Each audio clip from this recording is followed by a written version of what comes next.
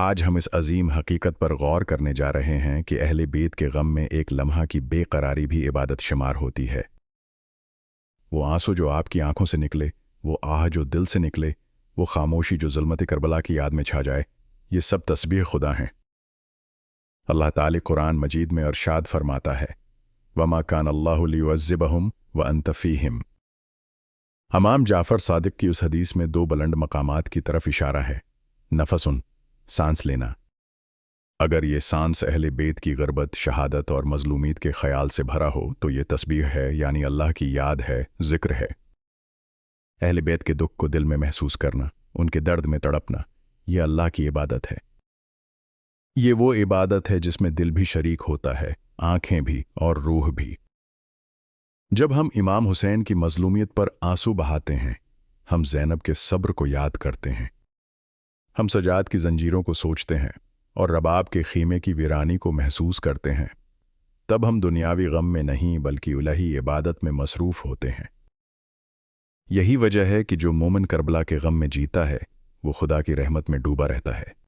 امام صادق کو فرماتے ہیں، وہ سانس جو ہمارے غم میں لی جائے، وہ تسبیح ہے۔ یعنی یہ صرف زبان کا ذکر نہیں، یہ روحانی کیفیت ہے۔ یہ محبت اہل بیت کا عملی مظاہرہ ہے۔ اگر کبھی غم کربلا میں آپ کی سانس رک جائے، اگر دل بے چین ہو جائے، اگر آنکھ آنسو روک نہ پائے، تو جان لیں یہی آپ کی عبادت ہے، یہی آپ کی تسبیح ہے، یہی آپ کی قربت خدا ہے۔ یا اللہ، ہمیں ان خوش نصیبوں میں شمار فرما جن کی سانسیں اہل بیت کے غم میں عبادت بنیں۔ یا اللہ، ہمارے دلوں کو اہل بیت کے عشق سے زندہ رکھ۔ یا اللہ، ہمیں کربلا والوں کا سچا نوحہ گر اور امام زمانہ کا سچا منتظر بنا۔ یا اللہ، ہمیں اس غم میں مرنا نصیب فرما جو تجھے محبوب ہے، غم حسین۔